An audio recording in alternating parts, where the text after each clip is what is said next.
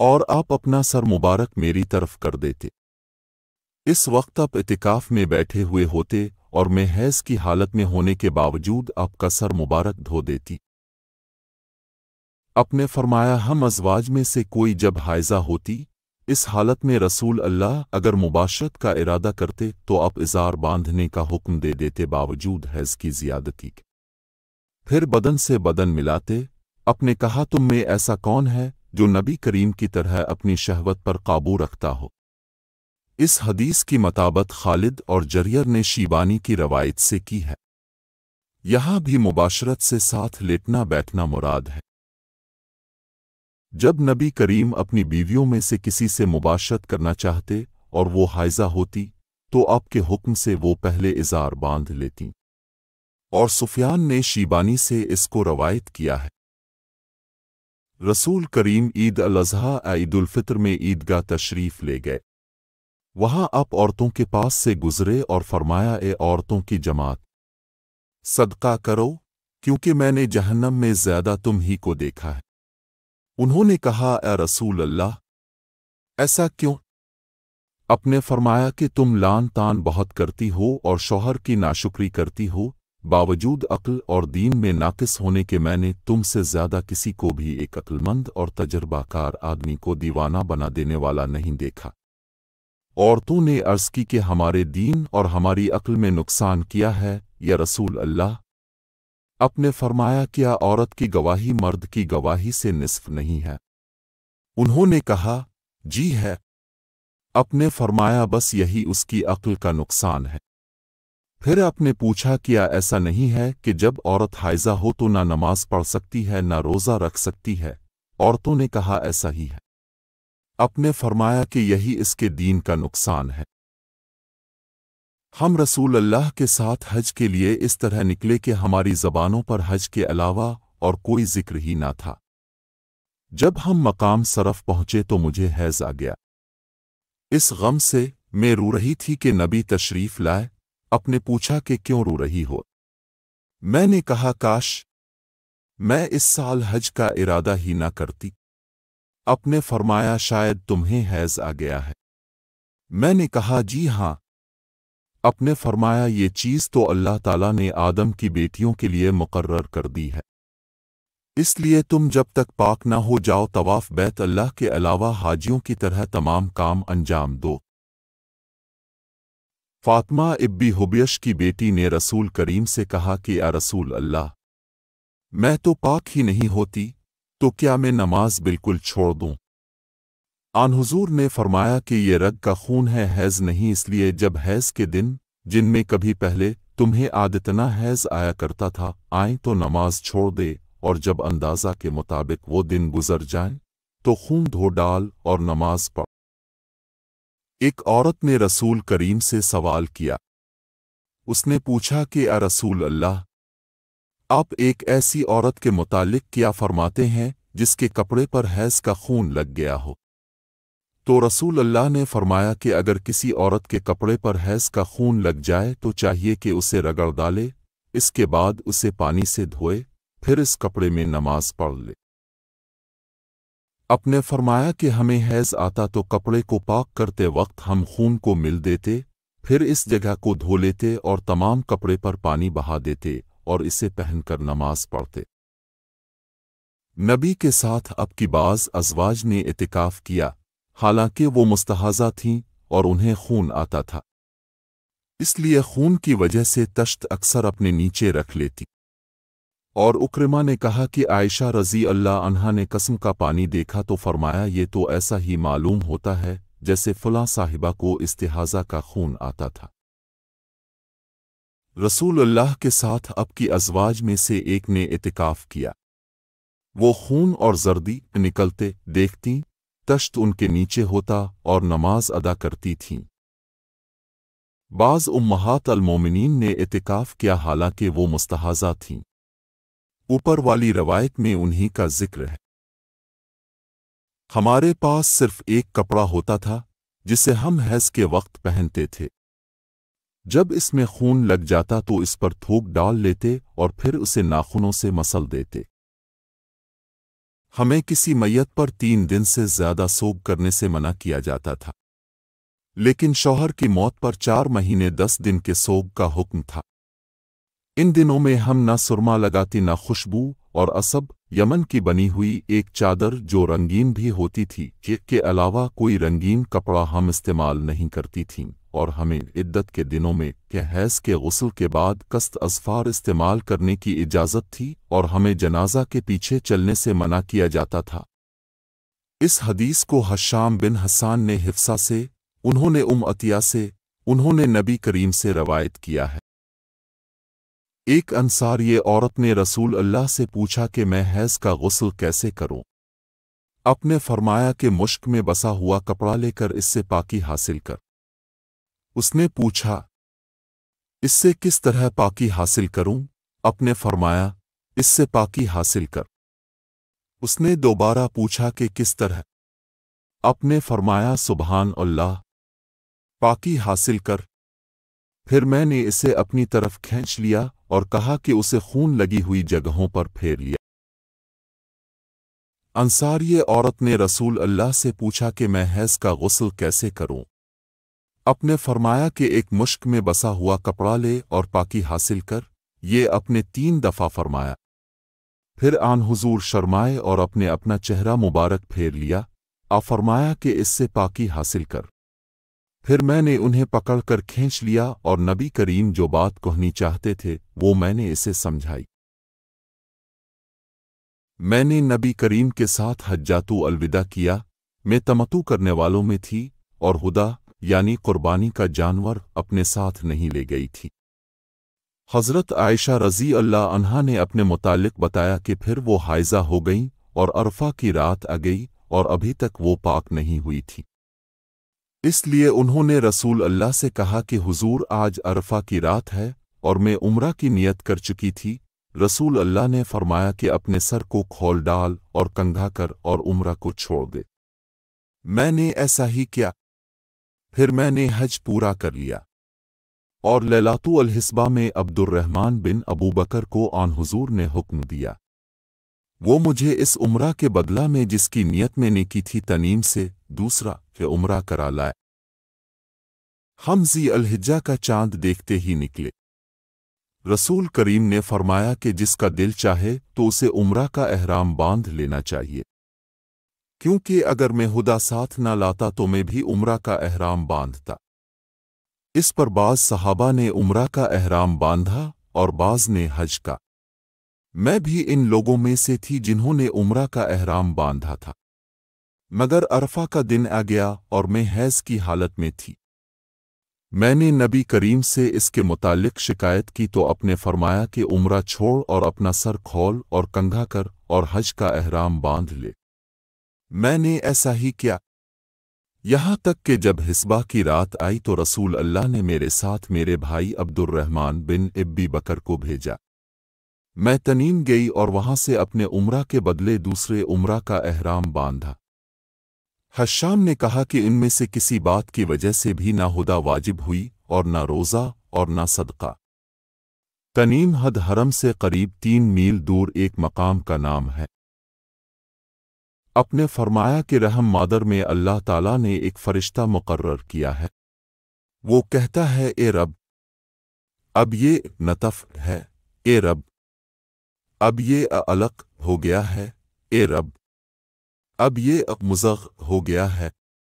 پھر جب خدا چاہتا ہے کہ اس کی خلقت پوری کرے تو کہتا ہے کہ مذکر مؤنث بدبخت ہے یا نیک بخت، روزی کتنی مقدر ہے اور عمر کتنی۔ پس ماں کے پیٹ ہی میں یہ تمام باتیں فرشتہ لکھ دیتا ہے۔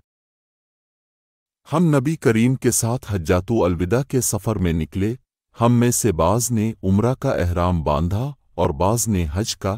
پھر ہم مکہ آئے اور حضرت نے فرمایا کہ جس نے عمرہ کا احرام باندھا ہو اور ہدا ساتھ نہ لایا ہو تو وہ حلال ہو جائے، اور جس نے عمرہ کا احرام باندھا ہو اور وہ ہدا بھی ساتھ لایا ہو تو وہ ہدا کی قربانی سے پہلے حلال نہ ہوگا، اور جس نے حج کا احرام باندھا ہو تو اسے حج پورا کرنا چاہیے۔ عائشہ رضی اللہ عنہا نے کہا کہ میں حائضہ ہو گئی اور عرفہ کا دن آ گیا۔ میں نے صرف عمرہ کا احرام باندھا تھا، مجھے نبی کریم نے حکم دیا کہ میں اپنا سر کھول لوں، کنگھا کر لوں اور حج کا احرام باندھ لوں اور عمرہ چھوڑ دوں۔ میں نے ایسا ہی کیا اور اپنا حج پورا کر لیا۔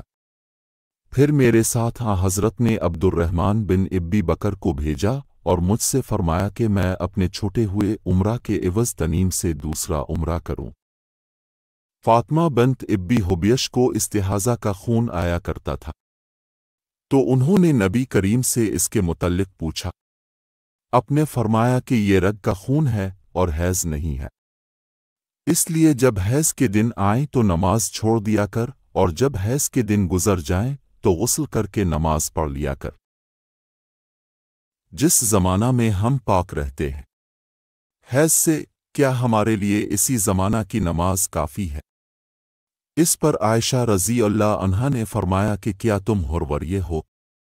ہم نبی کریم کے زمانہ میں حائضہ ہوتی تھیں اور اب ہمیں نماز کا حکم نہیں دیتے تھے، یا حضرت عائشہ رضی اللہ عنہا نے یہ فرمایا کہ ہم نماز نہیں پڑھتی تھیں۔ میں نبی کریم کے ساتھ چادر میں لیٹی ہوئی تھی کہ مجھے حیض آ گیا، اس لیے میں چپکے سے نکل آئی اور اپنے حیض کے کپڑے پہن لیے۔ رسول کریم نے فرمایا، کیا تمہیں حیض آ گیا ہے؟ میں نے کہا جی ہاں۔ پھر مجھے اپنے بلا لیا اور اپنے ساتھ چادر میں داخل کر لیا۔ زینب نے کہا کہ مجھ سے سلمہ نے بیان کیا کہ نبی کریم روزے سے ہوتے اور اسی حالت میں ان کا بوسہ لیتے، اور میں نے اور نبی کریم نے ایک ہی برتن میں جنابت کا غسل کیا۔ میں نبی کریم کے ساتھ ایک چادر میں لیٹی ہوئی تھی کہ مجھے حیض آ گیا، میں چپکے سے چلی گئی اور حیض کے کپڑے بدل لیے۔ اپنے پوچھا کیا تجھ کو حیض آ گیا ہے؟ میں نے کہا جی ہاں۔ پھر مجھے اپنے بلا لیا اور میں آپ کے ساتھ چادر میں لیٹ گئی۔ ہم اپنی کنواری جوان بچیوں کو عیدگاہ جانے سے روکتی تھیں۔ پھر ایک عورت آئی اور بنی خلف کے محل میں اتری اور انہوں نے اپنی بہن عطیہ کے حوالہ سے بیان کیا، جن کے شوہر نبی کے ساتھ 12 لڑائیوں میں شریک ہوئے تھے اور خود ان کی اپنی بہن اپنے شوہر کے ساتھ 6 جنگوں میں گئی تھی۔ انہوں نے بیان کیا کہ ہم زخمیوں کی مرہم پٹی کیا کرتی تھیں اور مریضوں کی خبرگیری بھی کرتی تھیں۔ میری بہن نے ایک مرتبہ نبی سے پوچھا کہ اگر ہم میں سے کسی کے پاس چادر نہ ہو تو کیا اس کے لیے اس میں کوئی حرج ہے کہ وہ نماز عید کے لیے باہر نہ نکلے؟ آپ نے فرمایا اس کی ساتھی عورت کو چاہیے کہ اپنی چادر کا کچھ حصہ اسے بھی اوڑا دے، پھر وہ خیر کے مواقع پر اور مسلمانوں کی دعاؤں میں شریک ہوں، یعنی عیدگاہ جان۔ پھر جب عطیہ آئیں تو میں نے ان سے بھی یہی سوال کیا۔ انہوں نے فرمایا، میرا باپ آپ پر فدا ہو۔ ہاں، آپ نے یہ فرمایا تھا۔ اور عطیہ جب بھی حضرت کا ذکر کرتی تو یہ ضرور فرماتی کہ میرا باپ آپ پر فدا ہو۔ انہوں نے کہا، میں نے آپ کو یہ کہتے ہوئے سنا تھا کہ جوان لڑکیاں، پردہ والیاں اور حائضہ عورتیں بھی باہر نکلیں اور مواقع خیر میں اور مسلمانوں کی دعاؤں میں شریک ہوں، اور حائضہ عورت جائے نماز سے دور رہے۔ حفصہ کہتی ہیں، میں نے پوچھا کیا حائضہ بھی؟ تو انہوں نے فرمایا کہ وہ عرفات میں اور فلاں جگہ نہیں جاتی، یعنی جب وہ ان جملہ مقدس مقامات میں جاتی ہیں تو پھر عیدگاہ میں کیوں نہ جائیں؟ فاطمہ بنت ابی حبیش رضی اللہ عنہا نے نبی سے پوچھا کہ مجھے استحاضہ کا خون آتا ہے اور میں پاک نہیں ہو پاتی، تو کیا میں نماز چھوڑ دیا کروں؟ آپ نے فرمایا نہیں، یہ تو ایک رگ کا خون ہے۔ ہاں، اتنے دنوں میں نماز ضرور چھوڑ دیا کر جن میں اس بیماری سے پہلے تمہیں حیض آیا کرتا تھا، پھر غسل کر کے نماز پڑھا کر۔ ہم زرد اور مٹیالے رنگ کو کوئی اہمیت نہیں دیتی تھیں۔ جو حضرت کی بیوی ہیں کہ حبیبہ 7 سال تک مستحاضہ رہے، انہوں نے نبی کریم سے اس کے بارے میں پوچھا تو آپ نے انہیں غسل کرنے کا حکم دیا اور فرمایا کہ یہ رگ کی وجہ سے بیماری ہے۔ بس حبیبہ ہر نماز کے لیے غسل کرتی تھیں۔ انہوں نے رسول کریم سے کہا کہ حضور صفیہ بنت کو حج میں حیض آ گیا۔ رسول اللہ نے فرمایا، شاید کہ وہ ہمیں روکیں گی، کیا انہوں نے تمہارے ساتھ طواف زیارت نہیں کیا؟ عورتوں نے جواب دیا کہ کر لیا ہے۔ अपने इस पर फरमाया कि फिर निकलो हाइजा के लिए, जबकि इसने तवाफ अफाजा कर लिया हो, जो रुख्सत है कि वो घर जाए और तवाफ विदा के लिए ना रुकी रहे। इसे बगैर तवाफ विदा के जाना नहीं चाहिए। फिर मैंने उन्हें कहते हुए सुना कि चली जाए, क्योंकि रसूल अल्लाह ने उनको उसकी रुख्सत दी है। नबी करीम ने फरमाया कि जब हैज़ का ज़माना आए तो नमाज छोड़ दे, और जब ये ज़माना गुजर जाए तो खून को धो और नमाज पढ़। एक औरत काब ज़चगी में मर गई तो हुज़ूर ने उनकी नमाज जनाजा पढ़ी। उस वक्त आप उनके जिस्म के वस्त में खड़े हुए। मैंने अपनी खाला मैमूना रज़ी अल्लाह अन्हा से, जो नबी करीम की ज़ौजा मुतहरा थीं, सुना कि मैं हाइज़ा होती तो नमाज नहीं पढ़ती थी, और ये कि अब रसूल अल्लाह के घर में नमाज पढ़ने की जगह के करीब लेटी होती थी। आप नमाज अपनी चटाई पर पढ़ते। जब आप सजदा करते तो आपके कपड़े का कोई हिस्सा मुझसे लग जाता था। हम रसूल अल्लाह के साथ बाज़ सफ़र ग़ज़वा बनी अल-मुस्तलक़ में थे। जब हम मकाम दीक आज़ात अल-जैश पर पहुँचे तो मेरा एक हार खो गया। रसूल अल्लाह उसकी तलाश में वहीं ठहर गए और लोग भी आपके साथ ठहर गए, लेकिन वहाँ पानी कहीं करीब में ना था। लोग हज़रत अबू बकर सिद्दीक़ रज़ी अल्लाह अन्हु के पास आए और कहा, हज़रत आयशा रज़ी अल्लाह अन्हा ने क्या काम किया कि रसूल अल्लाह और तमाम लोगों को ठहरा दिया है, और पानी भी कहीं करीब में नहीं है और ना लोगों ही के साथ है। फिर अबू बकर सिद्दीक़ रज़ी अल्लाह अन्हु तशरीफ़ लाए। रसूल अल्लाह अपना सर मुबारक मेरी रान पर रखे हुए सो रहे थे।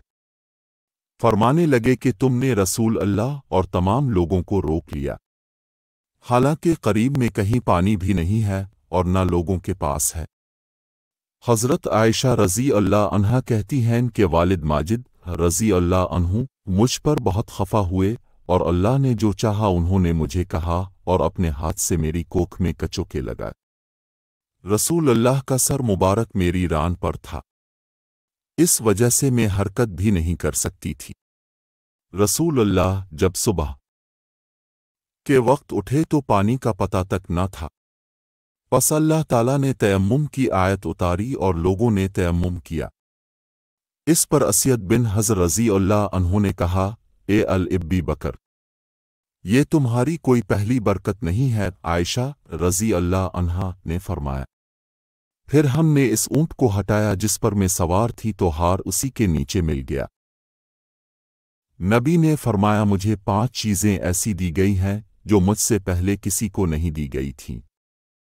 1 महीना की मुसाफत से रोब के ज़रिया मेरी मदद की गई है, और तमाम ज़मीन मेरे लिए सजदागाह और पाकी के लायक बनाई गई।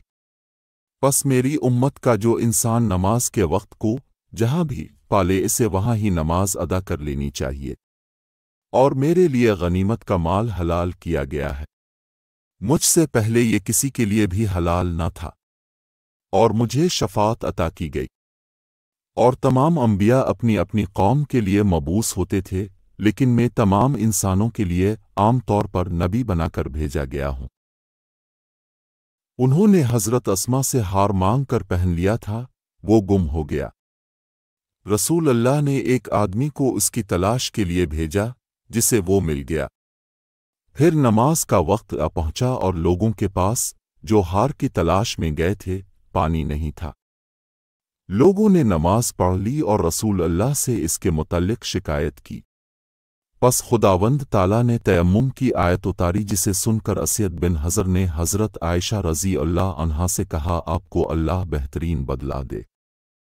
वल्लाह जब भी आपके साथ कोई ऐसी बात पेश आए जिससे आपको तकलीफ हुई तो अल्लाह ताला ने आपके लिए और तमाम मुसलमानों के लिए इसमें खैर पैदा फरमा दी। मैं और अब्दुल्ला बिन यसार, जो कि हज़रत मैमूना रज़ी अल्लाह अन्हा ज़ौजा नबी करीम के ग़ुलाम थे, अब वजहम बिन हारिस बन समा अंसारी सहाबी के पास आए। उन्होंने बयान किया कि नबी करीम बरजमल की तरफ से तशरीफ़ ला रहे थे। रास्ते में एक शख्स ने आपको सलाम किया, यानी खुद इसी अब वजहम ने, लेकिन अपने जवाब नहीं दिया।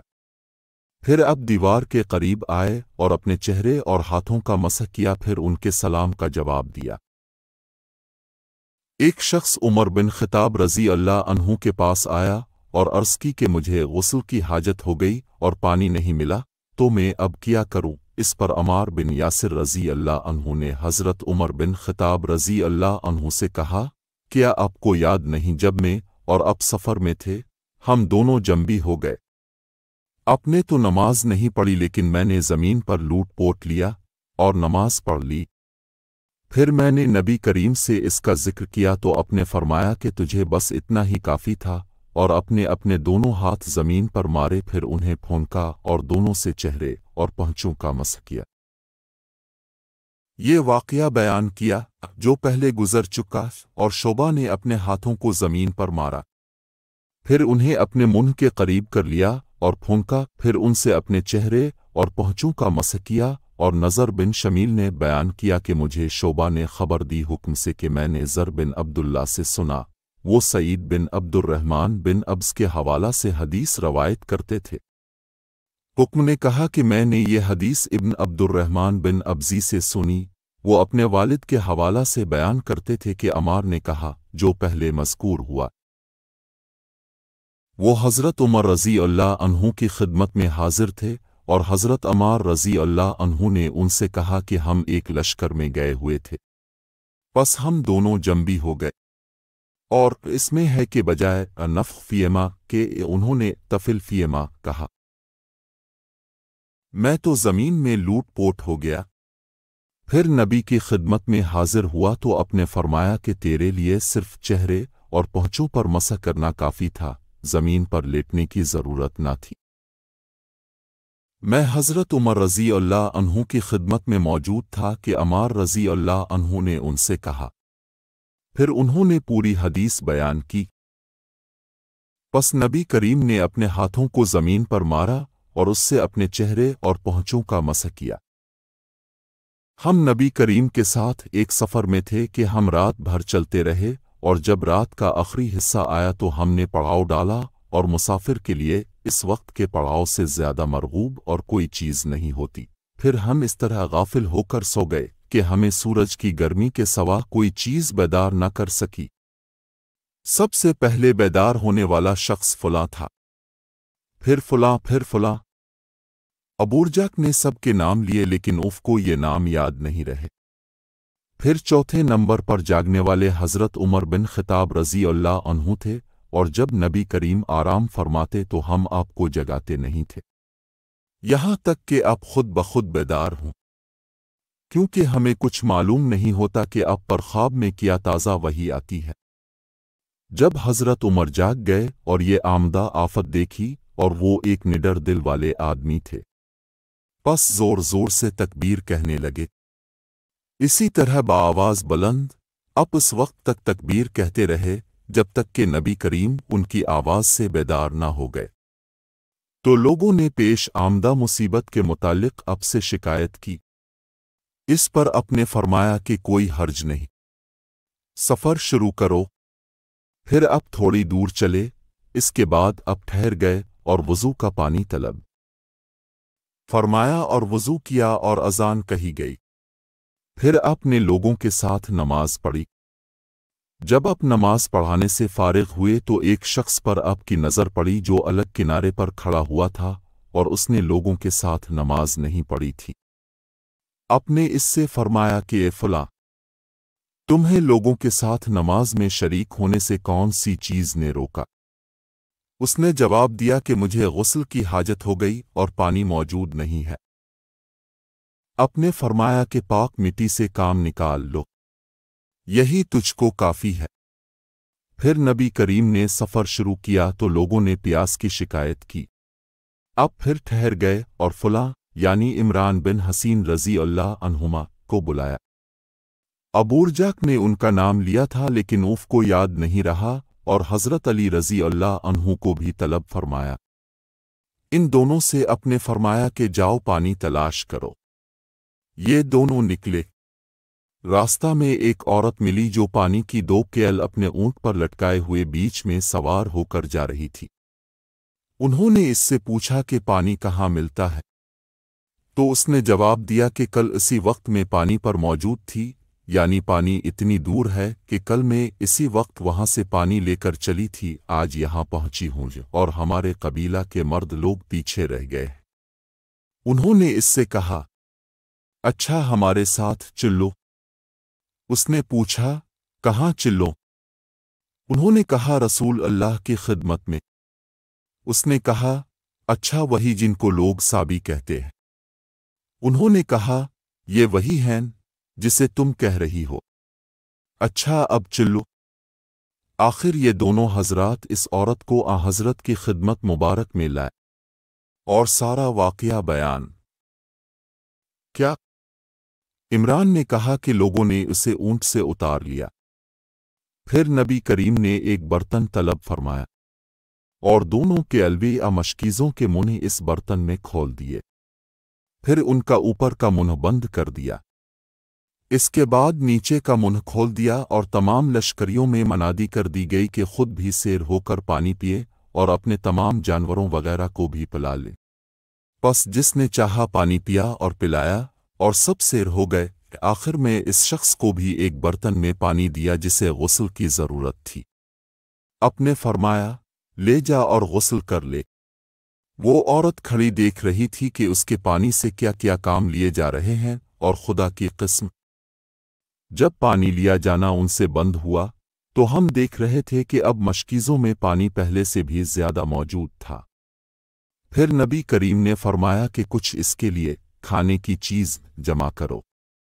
لوگوں نے اس کے لیے عمدہ قسم کی کھجور، اجوا، آٹا اور ستو اکٹھا کیا، یہاں تک کہ بہت سارا کھانا اس کے لیے جمع ہو گیا۔ تو اسے لوگوں نے ایک کپڑے میں رکھا اور عورت کو اونٹ پر سوار کر کے اس کے سامنے وہ کپڑا رکھ دیا۔ رسول اللہ نے اس سے فرمایا کہ تمہیں معلوم ہے کہ ہم نے تمہارے پانی میں کوئی کمی نہیں کی ہے، لیکن اللہ تعالیٰ نے ہمیں سیراب کر دیا۔ پھر وہ اپنے گھر آئی، دیر کافی ہو چکی تھی، اس لیے گھر والوں نے پوچھا کہ اے فلانی، کیوں اتنی دیر ہوئی؟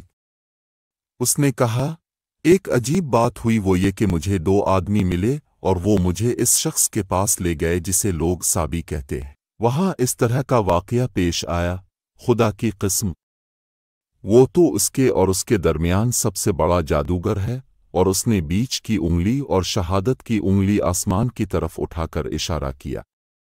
اس کی مراد آسمان اور زمین سے تھی، یا پھر وہ واقعی اللہ کا رسول ہے۔ اس کے بعد مسلمان اس قبیلہ کے دور و نزدیک کے مشرکین پر حملے کیا کرتے تھے، لیکن اس گھرانے کو جس سے اس عورت کا تعلق تھا کوئی نقصان نہیں پہنچاتے تھے۔ یہ اچھا برتاؤ دیکھ کر ایک دن اس عورت نے اپنی قوم سے کہا کہ میرا خیال ہے کہ یہ لوگ تمہیں جان بوجھ کر چھوڑ دیتے ہیں، تو کیا تمہیں اسلام کی طرف کچھ رغبت ہے؟ قوم نے عورت کی بات مان لی اور اسلام لے آئی۔ حضرت ابو عبداللہ امام بخاری رحمت اللہ نے فرمایا کہ سبا کے معنی ہے اپنا دین چھوڑ کر دوسرے کے دین میں چلا گیا، اور ابو العالیہ نے کہا ہے کہ سابین اہل کتاب کا ایک فرقہ ہے جو زبور پڑھتے ہیں، اور سورت یوسف میں جو قصب کا لفظ ہے وہاں بھی اس کے معنی عمل کے ہیں۔ اگر غسل کی حاجت ہو اور پانی نہ ملے تو کیا نماز نہ پڑھی جائے؟ عبداللہ نے فرمایا، ہاں، اگر مجھے 1 مہینہ تک بھی پانی نہ ملے گا تو میں نماز نہ پڑھوں گا۔ اگر اس میں لوگوں کو اجازت دے دی جائے تو سردی معلوم کر کے بھی لوگ تیمم سے نماز پڑھ لیں گے۔ ابو موسیٰ کہتے ہیں کہ میں نے کہا کہ پھر حضرت عمر رضی اللہ عنہ کے سامنے حضرت عمار رضی اللہ عنہ کے قول کا کیا جواب ہوگا؟ بولے کہ مجھے تو نہیں معلوم ہے کہ عمر رضی اللہ عنہ عمار رضی اللہ عنہ کی بات سے مطمئن ہو گئے تھے۔ میں عبداللہ بن مسعود اور ابو موسیٰ اشعری کی خدمت میں تھا۔ ابو موسیٰ نے پوچھا کہ ابو عبد الرحمن، آپ کا کیا خیال ہے کہ اگر کسی کو غسل کی حاجت ہو اور پانی نہ ملے تو وہ کیا کرے؟ عبداللہ نے فرمایا کہ اسے نماز نہ پڑھنی چاہیے جب تک اسے پانی نہ مل جائے۔ ابو موسیٰ نے کہا کہ پھر عمار کی اس روایت کا کیا ہوگا، جبکہ نبی کریم نے ان سے کہا تھا کہ تمہیں صرف ہاتھ اور منہ کا تیمم کافی تھا۔ ابن मसूद ने फरमाया कि तुम उम्र को नहीं देखते कि वो अमार की इस बात पर मुतमईन नहीं हुए थे। फिर अबू मूसा ने कहा कि अच्छा, अमार की बात को छोड़ो, लेकिन इस आयत का क्या जवाब दोगे जिसमें जनाबत में तयम्मुम करने की वाज़े इजाज़त मौजूद है? कि अब्दुल्ला बिन मसूद इसका कोई जवाब ना दे सके, सिर्फ ये कहा कि अगर हम इसकी भी लोगों को इजाज़त दे दें तो उनका हाल ये हो जाएगा कि अगर किसी को पानी ठंडा मालूम हुआ तो उसे छोड़ दिया करेगा और तयम्मुम कर लिया करेगा। अमिश कहते हैं कि मैंने शकीक से कहा कि गोया अब्दुल्ला ने इस वजह से ये सूरत नापसंद की थी, तो उन्होंने जवाब दिया कि हाँ, अगर एक शख्स को गुस्ल की हाजत हो और महीना भर पानी ना पाए तो क्या वो तयम्मुम करके नमाज ना पढ़े? शकीक कहते हैं कि हज़रत अब्दुल्ला बिन मसूद ने जवाब दिया कि वो तयम्मुम ना करे अगरचे वो एक महीना तक पानी ना पाए और नमाज मौकूफ़ रखे। अबू मूसा रज़ी अल्लाह अन्हु ने इस पर कहा कि फिर सूरत माइदा की इस आयत का क्या मतलब होगा? अगर तुम पानी ना पाओ तो पाक मिट्टी पर तयम्मुम कर लो।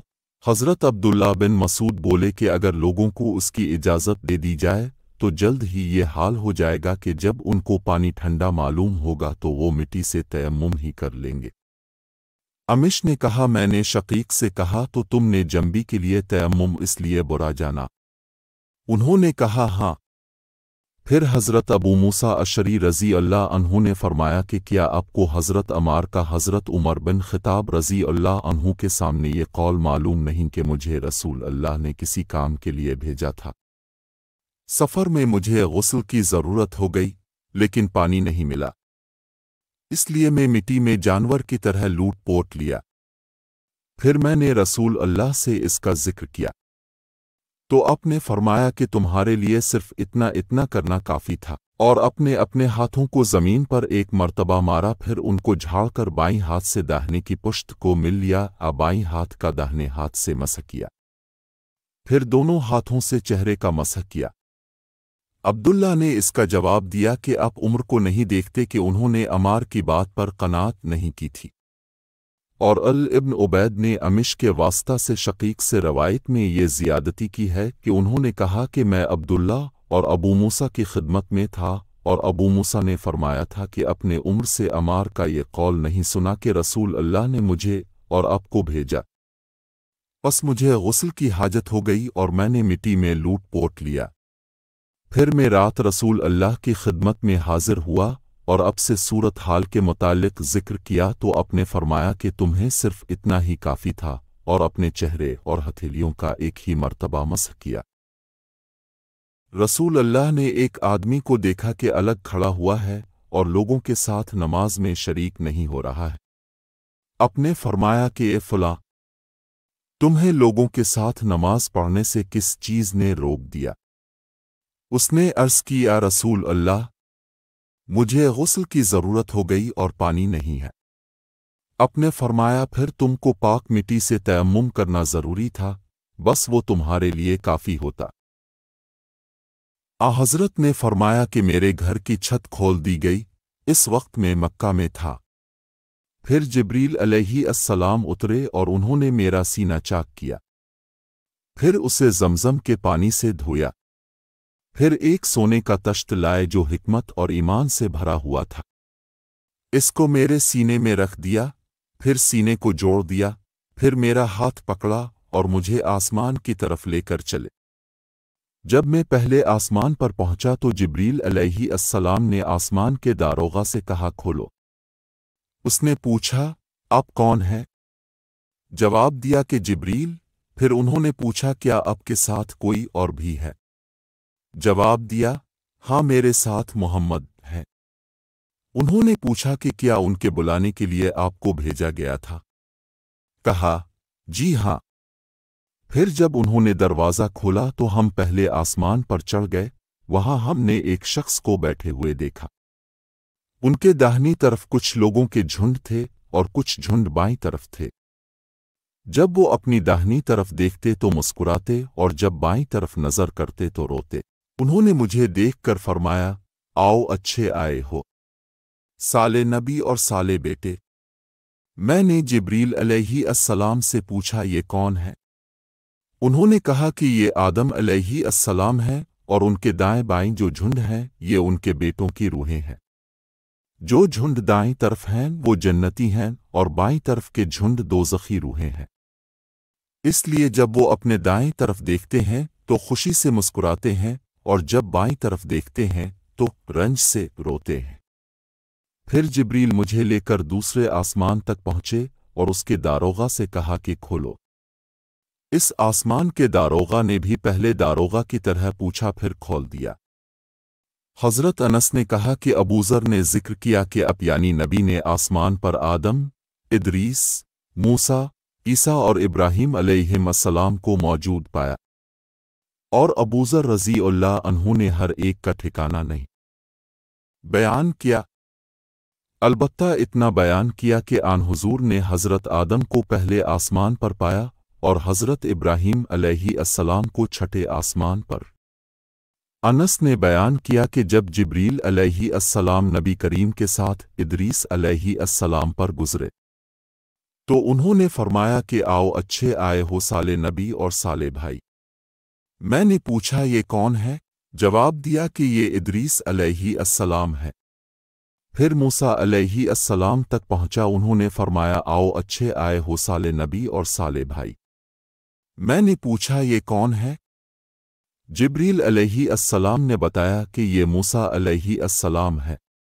پھر میں عیسیٰ علیہ السلام تک پہنچا، انہوں نے کہا آؤ اچھے آئے ہو صالح نبی اور صالح بھائی۔ میں نے پوچھا یہ کون ہے؟ جبریل علیہ السلام نے بتایا کہ یہ عیسیٰ علیہ السلام ہے۔ پھر میں ابراہیم علیہ السلام تک پہنچا، انہوں نے فرمایا آؤ اچھے آئے ہو صالح نبی اور صالح بیٹے۔ میں نے پوچھا یہ کون ہے؟ جبریل علیہ السلام نے بتایا کہ یہ حضرت ابراہیم علیہ السلام ہے۔ ابن شہاب نے کہا کہ مجھے ابو بکر بن حزم نے خبر دی کہ عبداللہ بن عباس اور ابو حب الانصاری رضی اللہ عنہم کہا کرتے تھے کہ نبی کریم نے فرمایا، پھر مجھے جبریل علیہ السلام لے کر چڑھے، اب میں اس بلند مقام تک پہنچ گیا جہاں میں نے قلم کی آواز سنی جو لکھنے والے فرشتوں کی قلموں کی آواز تھی۔ یہ ابن حزم نے اپنے شیخ سے اور انس بن مالک نے ابوذر رضی اللہ عنہ سے نقل کیا کہ نبی کریم نے فرمایا، پس اللہ تعالیٰ نے میری امت پر 50 وقت کی نمازیں فرض کیں۔ میں یہ حکم لے کر واپس لوٹا۔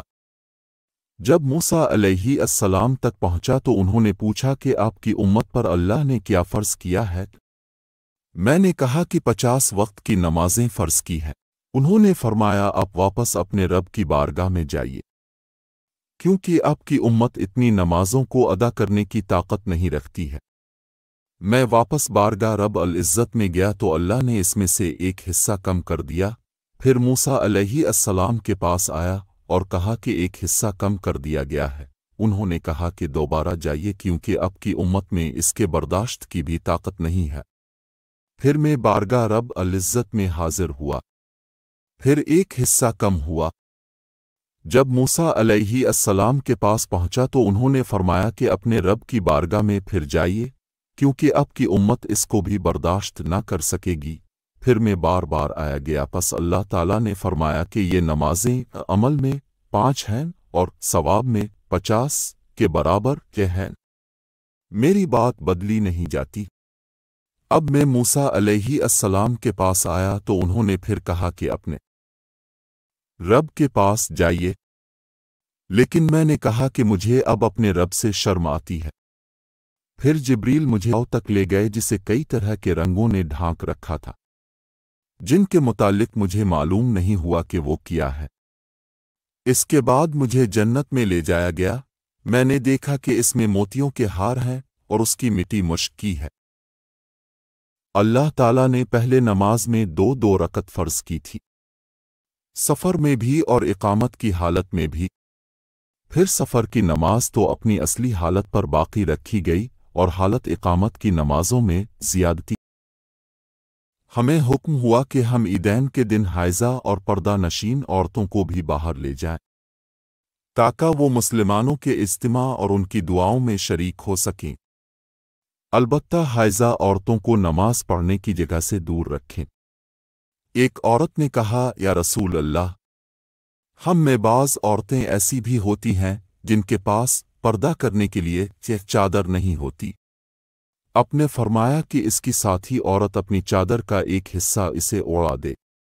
اور عبداللہ بن رجاق نے کہا ہم سے عمران قطن نے بیان کیا، کہا ہم سے محمد بن سرین نے، کہا ہم سے عطیہ نے، میں نے حضرت سے سنا اور یہی حدیث بیان کی۔ حضرت جابر بن عبداللہ رضی اللہ عنہ نے تہبند باندھ کر نماز پڑھی، جسے انہوں نے سر تک باندھ رکھا تھا اور آپ کے کپڑے کھونٹی پر ٹنگے ہوئے تھے۔ ایک کہنے والے نے کہا کہ آپ ایک تہبند میں نماز پڑھتے ہیں؟ آپ نے جواب دیا کہ میں نے ایسا اس لیے کیا کہ تجھ جیسا کوئی احمق مجھے دیکھے۔ بھلا رسول اللہ کے زمانہ میں دو کپڑے بھی کس کے پاس تھے؟ میں نے جابر رضی اللہ عنہ کو ایک کپڑے میں نماز پڑھتے دیکھا اور انہوں نے بتلایا کہ میں نے نبی کو بھی ایک ہی کپڑے میں نماز پڑھتے دیکھا تھا۔ نبی کریم نے ایک کپڑے میں نماز پڑھی اور اپنے کپڑے کے دونوں کناروں کو مخالف طرف کے کاندھے پر ڈال لیا۔ انہوں نے نبی کریم کو سلمہ کے گھر میں ایک کپڑے میں نماز پڑھتے دیکھا، کپڑے کے دونوں کناروں کو اپنے دونوں کاندھوں پر ڈال رکھا تھا۔ میں نے رسول اللہ کو حضرت سلمہ رضی اللہ عنہا کے گھر میں ایک کپڑے میں نماز پڑھتے ہوئے دیکھا۔ آپ اسے لپیٹے ہوئے تھے اور اس کے دونوں کناروں کو دونوں کاندھوں پر ڈالے ہوئے تھے۔ میں فتح مکہ کے موقع پر نبی کریم کی خدمت میں حاضر ہوئی۔ میں نے دیکھا کہ اب غسل کر رہے ہیں اور آپ کی صاحبزادی فاطمہ رضی اللہ عنہا پردہ کیے ہوئے ہیں۔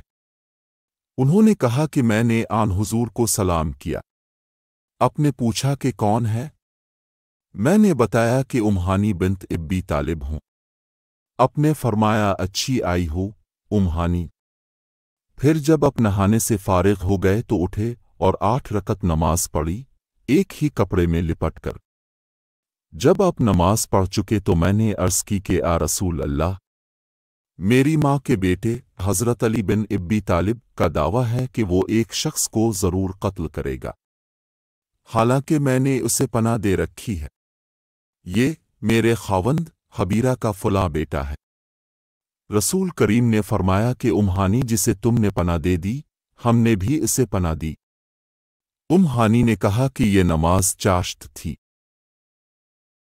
ایک پوچھنے والے نے رسول اللہ سے ایک کپڑے میں نماز پڑھنے کے متعلق پوچھا تو آپ نے فرمایا کچھ برا نہیں، بھلا کیا تم سب میں ہر شخص کے پاس 2 کپڑے ہیں؟ رسول اللہ نے فرمایا کہ کسی شخص کو بھی ایک کپڑے میں نماز اس طرح نہ پڑھنی چاہیے کہ اس کے کندھوں پر کچھ نہ ہو۔ میں نے ابو ہریرہ رضی اللہ عنہ سے سنا، وہ فرماتے تھے، میں اس کی گواہی دیتا ہوں کہ رسول اللہ کو میں نے یہ ارشاد فرماتے سنا تھا کہ جو شخص ایک کپڑے میں نماز پڑھے اسے کپڑے کے دونوں کناروں کو اس کے مخالف سمت کے کندھے پر ڈال لینا چاہیے۔ میں نبی کریم کے ساتھ ایک سفر غزوہ بوات میں گیا۔ ایک رات میں کسی ضرورت کی وجہ سے آپ کے پاس آیا۔ میں نے دیکھا کہ آپ نماز میں مشغول ہیں۔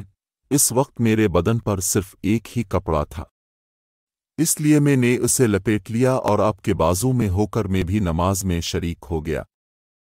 جب آپ نماز سے فارغ ہوئے تو دریافت فرمایا جابر اس رات کے وقت کیسے آئے؟ میں نے آپ سے اپنی ضرورت کے متعلق کہا۔ میں جب فارغ ہو گیا تو آپ نے پوچھا کہ یہ تم نے کیا لپیٹ رکھا تھا جسے میں نے دیکھا؟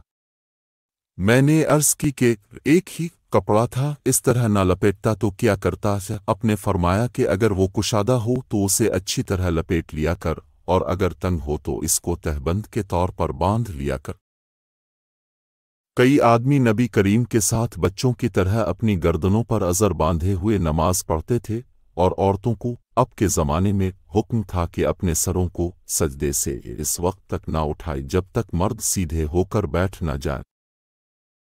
میں نبی کریم کے ساتھ ایک سفر غزوہ تبوک میں تھا۔ آپ نے ایک موقع پر فرمایا، مغیرہ، پانی کی چھاگل اٹھا لے۔ میں نے اسے اٹھا لیا۔ پھر رسول اللہ چلے اور میری نظروں سے چھپ گئے۔ اپنے قضائی حاجت کی۔ उस वक्त आप शामी जुब्बा पहने हुए थे। आप हाथ खोलने के लिए आस्तीन ऊपर चढ़ानी चाहते थे, लेकिन वो तंग थी, इसलिए आस्तीन के अंदर से हाथ बाहर निकाला। मैंने आपके हाथों पर पानी डाला। अपने नमाज के वज़ू की तरह वज़ू किया और अपने खफ़े पर मसह किया, फिर नमाज पढ़ी। रसूल अल्लाह नबूवत से पहले के कबा के लिए कुरैश के साथ पत्थर ढो रहे थे। उस वक्त अब तहबंद बांधे हुए थे। आपके चचा अब्बास ने कहा कि भतीजे क्यों नहीं तुम तहबंद खोल लेते और इसे पत्थर के नीचे अपने कांधे पर रख लेते ताकि तुम पर आसानी हो जाए। हज़रत जाबिर ने कहा कि अपने तहबंद खोल लिया और कांधे पर रख लिया। इसी वक्त गशी खाकर गिर पड़े। इसके बाद अब कभी नंगे नहीं देखे गए। एक शख्स नबी के सामने खड़ा हुआ और उसने सिर्फ एक कपड़ा पहनकर नमाज पढ़ने के बारे में सवाल किया। आपने फरमाया कि क्या तुम सभी लोगों के पास 2 कपड़े हो सकते हैं? फिर यही मसला हज़रत उमर रज़ी अल्लाह अन्हु से एक शख्स ने पूछा तो उन्होंने कहा, जब अल्लाह ताला ने तुम्हें फरागत दी है तो तुम भी फरागत के साथ रहो। आदमी को चाहिए कि नमाज में अपने कपड़े इकट्ठा कर ले। कोई आदमी तहबंद और चादर में नमाज पढ़े, कोई तहबंद और कमीज, कोई तहबंद और कबा में, कोई पाजामा और चादर में, कोई पाजामा और कमीज में, कोई पाजामा और कबा में, कोई जांगिया और कबा में, कोई जांगिया और कमीज में नमाज पढ़े। अबू हुरैरा रज़ी अल्लाह अन्हु ने कहा कि मुझे याद आता है कि आपने ये भी कहा कि कोई जांगिया और चादर में नमाज पढ़े। रसूल अल्लाह से एक आदमी ने पूछा कि एहराम बांधने वाले को क्या पहनना चाहिए, तो आपने फरमाया कि ना कमीज पहने, ना पाजामा, ना बारान कोट और ना ऐसा कपड़ा जिसमें ज़ाफ़रान लगा हुआ हो और ना वर्स लगा हुआ कपड़ा। फिर अगर किसी शख्स को जूतियां ना मिले जिनमें पाँव खुला रहता हो, वो मोज़े काट कर पहन ले ताकि वो टखनों से नीचे हो जाएं। और इब्न इब्बीज़ ने इस हदीस को नाफे से भी रवायत किया। उन्होंने ऐसा ही हज़रत से भी रवायत किया है। नबी करीम ने समाक की तरह कपड़ा बदन पर लपेट लेने से मना फरमाया और इससे भी मना फरमाया कि आदमी एक कपड़े में एहतबाक करे और उसकी शर्मगा पर अलहदा कोई दूसरा कपड़ा ना हो। नबी करीम ने 2 तरह की बे व फरोख्त से मना फरमाया। एक तो छूने की बे से, दूसरे फेंकने की बे से और इज्तिमाल समाक से, जिसका बयान ऊपर गुजरा, और एक कपड़े में गोट मार कर बैठने से। हज़रत अबू हुरैरा रज़ी अल्लाह अन्हु ने फरमाया कि इस हज के मौके पर मुझे हज़रत अबू बकर रज़ी अल्लाह अन्हु ने यौम नहर ज़ी अल-हिज्जा की 10वीं तारीख में ऐलान करने वालों के साथ भेजा ताकि हम मिना में इस बात का ऐलान कर दें कि इस साल के बाद कोई मुशरिक हज नहीं कर सकता और कोई शख्स नंगे होकर बैत अल्लाह का तवाफ नहीं कर सकता। हमीद बिन अब्दुर्रहमान ने कहा, इसके बाद रसूल अल्लाह ने हज़रत अली रज़ी अल्लाह अन्हु को हज़रत अबू बकर रज़ी अल्लाह अन्हु के पीछे भेजा और उन्हें हुक्म दिया कि वो सूरत बरात पढ़कर सुना दें और उसके मज़ामीन का आम ऐलान कर दें। अबू हुरैरा रज़ी अल्लाह अन्हु फरमाते हैं कि हज़रत अली रज़ी अल्लाह अन्हु ने हमारे साथ नहर के दिन मिना में 10वीं तारीख को ये सुनाया कि आज के बाद कोई मुशरिक ना हज कर सकेगा और ना बैत अल्लाह का तवाफ कोई शख्स नंगे होकर कर सकेगा। मैं जाबिर बिन अब्दुल्ला अंसारी की खिदमत में हाजिर हुआ। वो एक कपड़ा अपने बदन पर लपेटे हुए नमाज पढ़ रहे थे, हालांकि उनकी चादर अलग रखी हुई थी। जब आप नमाज से फारिग हुए तो हमने कहा, ए अबू अब्दुल्ला, आपकी चादर रखी हुई है और आप उसे ओढ़े बगैर नमाज पढ़ रहे हैं। उन्होंने फरमाया, मैंने चाहा कि तुम जैसे जाहिल लोग मुझे इस तरह नमाज पढ़ते देख ले। मैंने भी नबी को इसी तरह एक कपड़े में नमाज पढ़ते देखा था। नबी करीम ग़ज़वा खैबर में तशरीफ़ ले गए। हमने वहाँ फजर की नमाज अंधेरे ही में पढ़ी। फिर नबी सवार हुए और अबू तलहा भी सवार हुए। मैं अबू तलहा के पीछे बैठा हुआ था। नबी ने अपनी सवारी का रुख खैबर की गलियों की तरफ कर दिया। मेरा घटना नबी करीम की रान से छू जाता था। फिर नबी करीम ने अपनी रान से तहबंद को हटाया। यहाँ तक कि मैं नबी करीम की शफाफ और सफ़ेद रानों की सफ़ेदी और चमक देखने लगा। जब आप खैबर की बस्ती में दाखिल हुए तो आपने फरमाया कि फूबर खुदा सबसे बड़ा है।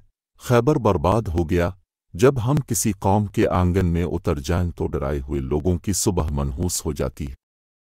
आपने ये 3 मरतबा फरमाया। उसने कहा कि खैबर के यहूदी लोग अपने कामों के लिए बाहर निकले ही थे कि वो चिल्ला उठे, मोहम्मद आन पहुँचे। और अब्दुल अजीज रावी ने कहा कि बाज़ हज़रत अनस रज़ी अल्लाह अन्हु से रवायत करने वाले हमारे साथियों ने वाल खम्सा का लफ्ज़ भी नकल किया है, यानी वो चिल्ला उठे कि मोहम्मद लश्कर लेकर पहुँच गए। बस हमने खैबर लड़कर फतह कर लिया और कैदी जमा किए गए।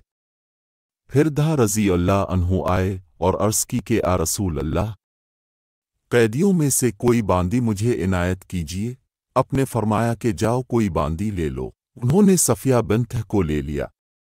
फिर एक शख्स नबी करीम की खिदमत में हाजिर हुआ और अर्ज़ की कि आ रसूल अल्लाह, सफिया जो कर्जा और नज़ीर के सरदार की बेटी हैं, उन्हें अपने धा को दे दिया।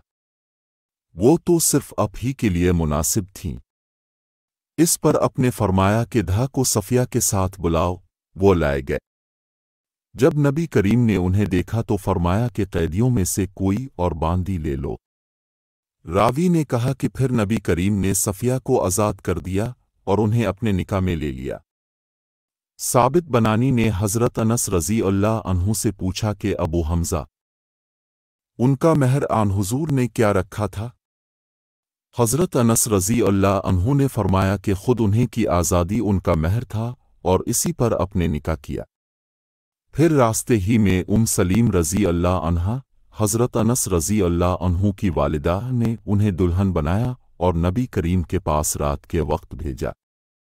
अब नबी करीम दूल्हा थे, इसलिए अपने फरमाया कि जिसके पास भी कुछ खाने की चीज़ हो तो यहाँ लाए। अपने एक चमड़े का दस्तरखान बिछाया। बाज़ सहाबा खजूर लाए, बाज़ घी। अब्दुल अजीज ने कहा कि मेरा ख्याल है हज़रत अनस रज़ी अल्लाह अन्हु ने सत्तू का भी जिक्र किया। फिर लोगों ने उनका हलवा बना लिया। ये रसूल अल्लाह का वलीमा था। नबी फजर की नमाज पढ़ते और आपके साथ नमाज में कई मुसलमान औरतें अपनी चादरें ओढ़े हुए शरीक नमाज होती, फिर अपने घरों को वापस चली जाती थीं। इस वक्त उन्हें कोई पहचान नहीं सकता था। नबी ने एक चादर में नमाज पढ़ी जिसमें नक्शो निगार थे। आपने उन्हें एक मर्तबा देखा। फिर जब नमाज से फारिग हुए तो फरमाया कि मेरी ये चादर अब वजहम आमिर बिन हुज़ैफा के पास ले जाओ और उनकी अमजानिया वाली चादर ले आओ, क्योंकि इस चादर ने अभी नमाज से मुझको गाफिल कर दिया। और हश्शाम बिन उरवा ने अपने वालिद से रवायत की, उन्होंने आयशा रज़ी अल्लाह अन्हा से कि नबी ने फरमाया मैं नमाज में इसके नक्शो निगार देख रहा था, पस में डरा कि कहीं ये मुझे गाफिल ना कर दे। हज़रत आयशा रज़ी अल्लाह अन्हा के पास एक रंगीन बारीक पर्दा था जिसे उन्होंने अपने घर के एक तरफ पर्दा के लिए लटका दिया था। अपने फरमाया कि मेरे सामने से अपना ये पर्दा हटा दो, क्योंकि इस पर नक्शदा तस्वीर बराबर मेरी नमाज में खलल अंदाज होती रही है। नबी करीम को एक रेशम की क़बा तोहफा में दी गई। इसे अपने पहना और नमाज पढ़ी, लेकिन अब जब नमाज से फारिग हुए तो बड़ी तेज़ी के साथ उसे उतार दिया, गोया अब उसे पहनकर नागवारी महसूस कर रहे थे। फिर आपने फरमाया ये परहेज़गारों के लायक नहीं है। मैंने रसूल अल्लाह को एक सुर्ख चमड़े के खैमा में देखा और मैंने ये भी देखा कि बिलाल आन हुजूर को वज़ू करा रहे हैं और हर शख्स अब के वज़ू का पानी हासिल करने के लिए एक दूसरे से आगे बढ़ने की कोशिश कर रहा। अगर किसी को थोड़ा सा भी पानी मिल जाता तो वो इसे अपने ऊपर मिल लेता, और अगर कोई पानी ना पा सकता तो अपने साथी के हाथ की तरी ही हासिल करने की कोशिश करता। फिर मैंने बिलाल रज़ी अल्लाह अन्हु को देखा कि उन्होंने अपनी एक बर्छी उठाई जिसके नीचे लोहे का फल लगा हुआ था और इसे उन्होंने गाड़ दिया। नबी करीम डेरे में से के एक सुर्ख पोशाक पहने हुए तहबंद उठाए हुए बाहर तशरीफ लाए और बर्छी की तरफ मुँह करके लोगों को 2 रकत नमाज पढ़ाई। मैंने देखा कि आदमी और जानवर बर्छी के परे से गुजर रहे थे। मिंबर नबवी किस चीज़ का था? आपने फरमाया कि अब दुनिया इस्लाम में उसके मुताल्लिक मुझसे ज़्यादा जानने वाला कोई बाकी नहीं रहा है। मिंबर ग़ाबा के झाव से बना था। फलां औरत के ग़ुलाम फलां ने इसे रसूल अल्लाह के लिए बनाया था। जब वो तैयार करके मस्जिद में से रखा गया तो रसूल अल्लाह इस पर खड़े हुए और अपने क़िबला की तरफ अपना मुंह किया और तकबीर कही और लोग आपके पीछे खड़े हो गए। फिर आपने कुरान मजीद की आयतें पढ़ें और रुकू किया। आपके पीछे तमाम लोग भी रुकू में चले गए। फिर आपने अपना सर उठाया। फिर इसी हालत में आप उल्टे पांव पीछे हटे। फिर ज़मीन पर सजदा किया। फिर मिंबर पर दोबारा तशरीफ़ लाए और क़िरात रुकू की। फिर रुकू से सर उठाया और क़िबला ही की तरफ रुख किए हुए पीछे लूटे और ज़मीन पर सजदा किया। यह है मिंबर का किस्सा। इमाम अबू अब्दुल्ला बुखारी ने कहा कि अली बिन अब्दुल्ला मदयनी ने कहा कि मुझसे इमाम अहमद बिन हम्बल ने इस हदीस को पूछा। अली ने कहा कि मेरा मकसद यह है कि नबी करीम नमाज में लोगों से ऊंचे मकाम पर खड़े हुए थे, इसलिए इसमें कोई हर्ज न होना चाहिए कि इमाम मुक्तदियों से ऊंची जगह पर खड़ा हो। अली बिन मदयनी कहते हैं कि मैंने इमाम अहमद बिन हम्बल से कहा कि सुफियान बिन अना से यह हदीस अक्सर पूछी जाती थी, अपने भी यह हदीस उनसे सुनी है, तो उन्होंने जवाब दिया कि नहीं। नबी करीम 5 में अपने घोड़े से गिर गए थे, जिससे आपकी पेंडली या कंधा जख्मी हो गए और अपने 1 महीने तक अपनी बीवियों के पास न जाने की किस्म खाई। आप अपने बालाखाना पर बैठ गए, जिसके जीने खजूर के तनों से बनाए गए थे।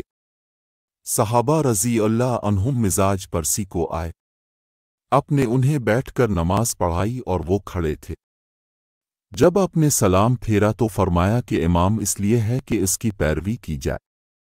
बस जब वो तकबीर कहे तो तुम भी तकबीर कहो, और जब वो रुकू में जाए तो तुम भी रुकू में जाओ, और जब वो सजदा करे तो तुम भी सजदा करो, और अगर खड़े होकर तुम्हें नमाज पढ़ाए तो तुम भी खड़े होकर नमाज पढ़ो। और अब 29 दिन बाद नीचे तशरीफ़ लाए तो लोगों ने कहा, ए रसूल अल्लाह, आपने तो 1 महीना के लिए किस्म खाई थी। आपने फरमाया कि ये महीना 29 दिन का है। नबी नमाज पढ़ते और हायजा होने के बावजूद में उनके सामने होती। अक्सर जब आप सजदा करते तो आपका कपड़ा मुझे छू जाता। उन्होंने कहा कि आप खजूर के पत्तों से बने हुए एक छोटे से मुसल्ला पर नमाज पढ़ते थे। रसूल अल्लाह को खाना तैयार करके खाने के लिए बुलाया। अपने खाने के बाद फरमाया कि आओ तुम्हें नमाज पढ़ा दूं। अनस रज़ी अल्लाह अन्हु ने कहा कि मैंने अपने घर से एक बोरिया उठाया जो कसरत इस्तेमाल से काला हो गया था। मैंने इस पर पानी छिड़का।